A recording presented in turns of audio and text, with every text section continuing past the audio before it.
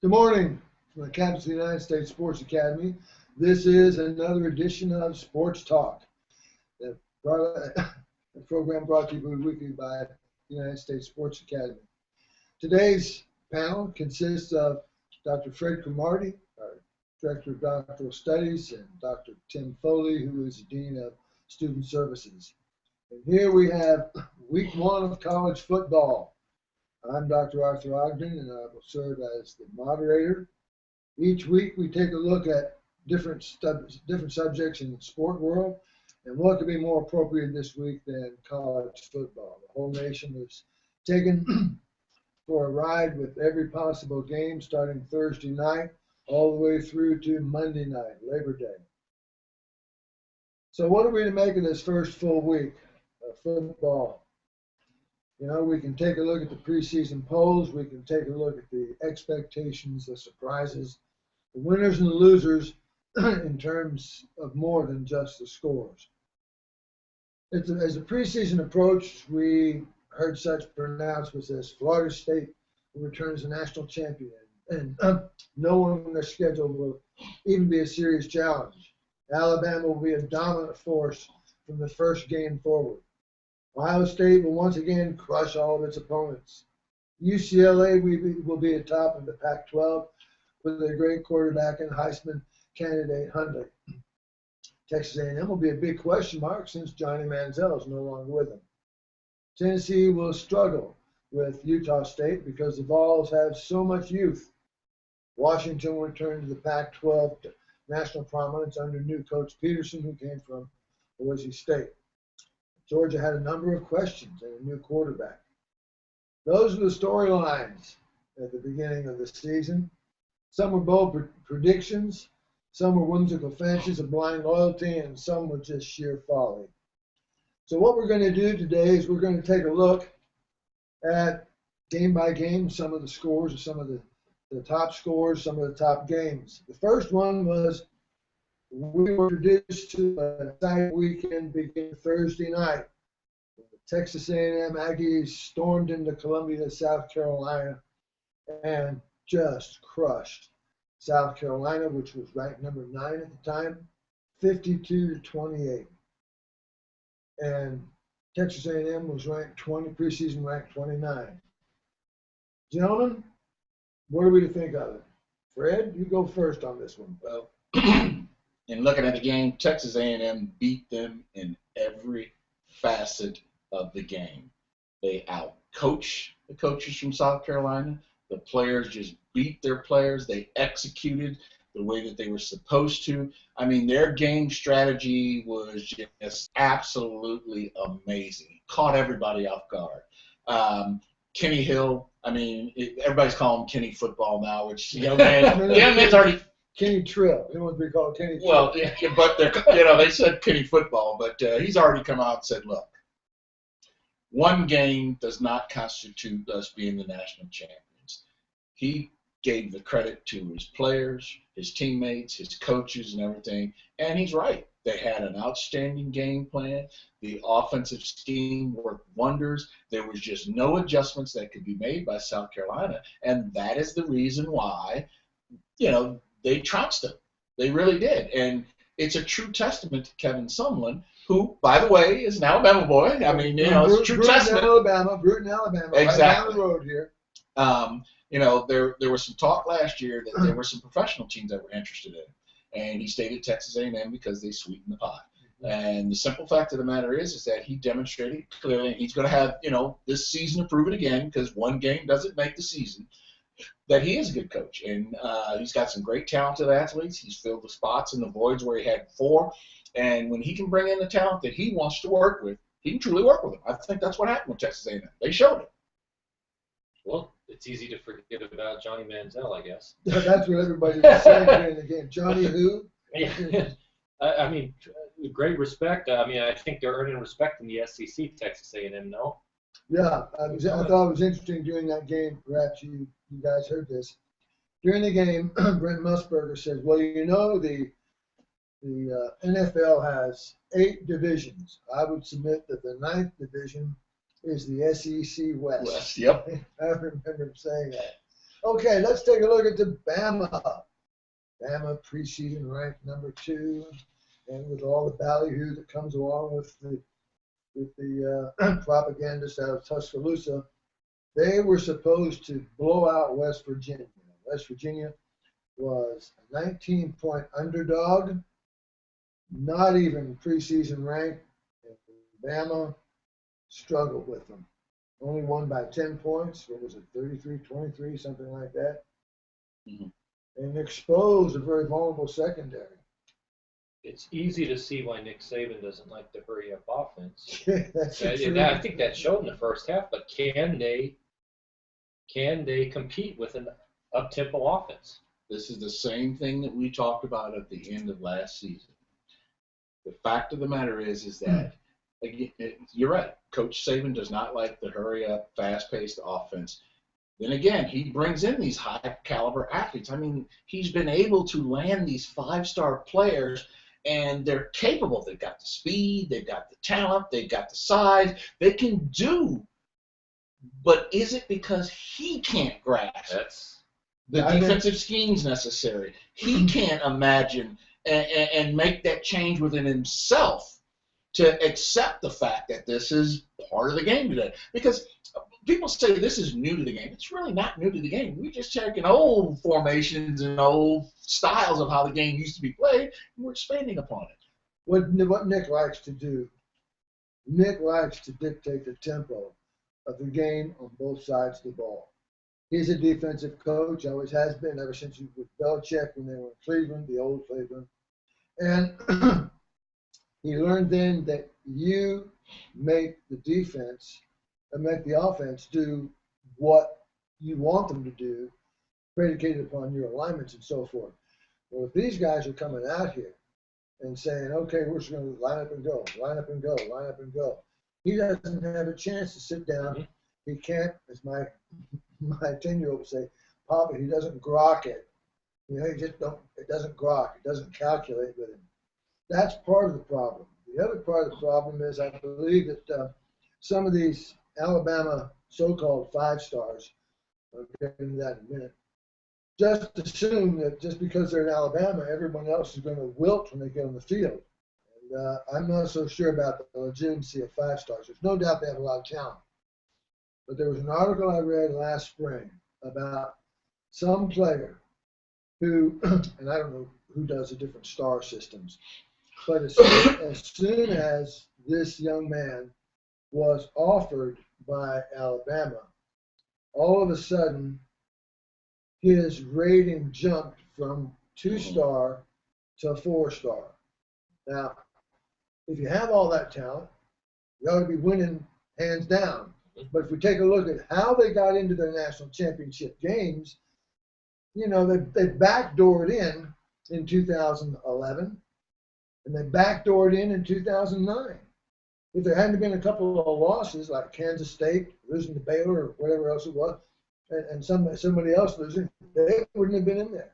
Well, so, let's look at it this way, though. It's not just Bama, though. You have, you know. I understand, but we're talking about Bama we're talking about them right now. And the mythology that goes along with why they're even preseason ranked as high as they are is something that gets me, and they did not but justify it. Can it also be that he did not justify it with their performance Saturday? I think this is very interesting because I think he is considered the best coach at the college level in football, and if he can't defend that, there's got to be an issue. Well, the issue is everybody else is catching up to him. Yeah. All right. Mighty Ohio State, preseason ranked number 5, was supposed to destroy unranked Navy. And the 34-17 score just didn't tell the story. Navy was up at half 7-6. OSU had only scored 2 field goals in the first half. Navy takes the lead again in the third quarter, 14-13. But then they missed on a field goal and dropped the pass near the end zone, which could have made a difference. Navy had 370 yards on the ground against the highly vaunted OSU defense. Where's Ohio State today, Fred? They're dropping fast. Again, you go back to the profile of the head coach in that, and everybody says Urban Meyer will have these kids ready to go. He makes the necessary adjustments. And he puts quality athletes out there, and there's no question he does. But the fact of the matter is he didn't make the necessary adjustments that were needed. And unfortunately, you get into the same situation. You've got superstar athletes. They're looking at Navy. Well, who are these guys? They can't compete with us. And lo and behold, again, the old saying goes back to sometimes you play to the level of your competition, or they sure did. Yeah, they sure tried to play up to the level of Navy. Same kind of situation, or this one's going to go to our boy here from the West Coast. UCLA came out ballyhooed. They've got that Heisman candidate, Hundley, at quarterback. His picture was on Sports Illustrated. Is that a jinx or what? But his picture was on Sports Illustrated. They went to Virginia. They were supposed to just blow them off the field. They did win 28-20, but that came about with 3 defensive touchdowns. That says something. And they were preseason ranked number 7. All I could say, the jinx is in play. Yeah. But I mean, that was very disappointing. Without those defense, without those TDs, they would have obviously been unsuccessful. But was that game at Virginia? Yes, it was at Virginia. Do you feel that traveling over the 3 time zone has an impact for players? I was thinking about that. No, it depends on how the coach handles it. I don't think so either. But if he knows that physiologically they're going to be playing at 9 o'clock in the morning, which is where they're mounted to. They had no school the week before. Why not hold your practices at 9 o'clock in the morning? Right. I mean, this is all understanding the whole context of the thing. I've heard that story. Well, they came a long way. Well, let me tell you what. Southern Cal came all the way to Auburn in 2005, or was it 2003? And it wasn't 2004 because Auburn 2004 was undefeated. Should have gone to the national. That was the lefties' first college football game. And it was. Liner. Yeah, and they handled Auburn, and Auburn was a good team. Yeah. Well, part of the problem was that the offense didn't click. There were some major passes that were dropped by receivers. I mean, they were right in their hands in that. They just weren't concentrating. They weren't focusing. And again, it's a situation where these kids couldn't get on the same page with the quarterback. So, again, it goes back to they needed a little bit more practice time. They needed to focus a little bit more. But as the season goes on, I think that Coach Moore will get those guys to play because they'll still be contenders, I think. Yeah. And now we go to the mighty Seminoles. They're just so wonderful. I mean, 13 seconds made a difference for them. But they're defending national champs, preseason ranked number 1, going against Oklahoma State. Was 4-8 last year, and they almost got their face masks ripped off. Final score was 37-31. Went down to the wire. Heisman winner Jameis Winston threw 2 interceptions in the first half. First half was sacked 3 times and had to hurry many of his passes. What does this tell us? I mean, Jimbo says it's a blessing in disguise because the fact they won, but they also discovered that much more they have to work on. And I know Jimbo is going to be working on it. So what do you think, Fred? It's not just Jimbo. It's the whole team itself. Those guys got to understand. They are defending national champions. And you got to come out each and every week like everybody's gunning for you, not like you're gunning for them. They're trying to dethrone you. And these guys came out there with this attitude that, we're going to take people down. There's no way that anybody can take us. That attitude is good. That's not going to prevail all season long. They got to come out there like, regardless of whether we're national champions, everybody's gunning for what we got. Now we got to step it up. I didn't see any leadership out there. No. And the leadership starts with the quarterback. I'm not getting on the quarterback. I'm not getting on Jameson. I think the kid is a good player. But the simple fact of the matter is that I didn't see him get in the face of not one single offensive lineman when he got sacked. I was amazed. I saw this last year in the national championship game. I read quarterbacks' eyes. Having been a defensive coordinator and having been a strong safety, I read the quarterback's eyes. In the first half against Auburn, that young man was shaken miserably. He'd been sacked 4 times. He'd been hammered and hit on every play. And he was looking around like, come on, what's going on here? He was shook. I saw the same look against Oklahoma State. But I think he'll come out of it. You know, if he just becomes, if he matches up maturity, emotional maturity to his physical gifts, which are unbelievable. He's good running. Yeah, he did. He'll be fine. But I'm going to make a prediction right now. You can write it down. You can write it down. Oklahoma State will win 10 games this year, and so will Florida State. All right. The next game, the Tennessee Vols. Butch Jones is coming along, and he's got a bunch of young kids playing. People were very apprehensive because Utah State was supposed to be back with their Heisman candidate, their quarterback. And these young Vols just took this Utah State out behind the woodshed and beat them 38-7. What are we supposed to say about Tennessee now? All we can say is that Tennessee plays at a level up here. Utah State is still a mid-major. That's all I can say about that type of game, because that's what it looked like. No, I think let's give some credit to the coach. I think the coach got those young, talented players that he recruited believe in his system, and they believe in it early, and it demonstrated. And if it continues the way that it is, you can expect them to be contenders. Really, I mean, again, it goes to the level of maturity and youngness and everything like that. But when you come out of the gate like that, first year, very, very young players, and they believe in what the coach is telling them, man, you can move, and as they say, heaven and earth, and they sure as heck did come out. You know, first game they look good. And he's even got Beyonce recruiting for him. That's interesting. Now, what better recruiting tool than that? Indeed. She'll have a concert there. Washington goes out to Hawaii. Before that, or a couple weeks before the game, we heard the story about the Hawaii AD thinks that Hawaii can no longer support a football program. Washington gets a highly vaunted coach, Coach Peterson from Boise State, who did a wonderful job. Fly out to Hawaii, and they win 17-16. Is Washington back or out back, guys? What is it?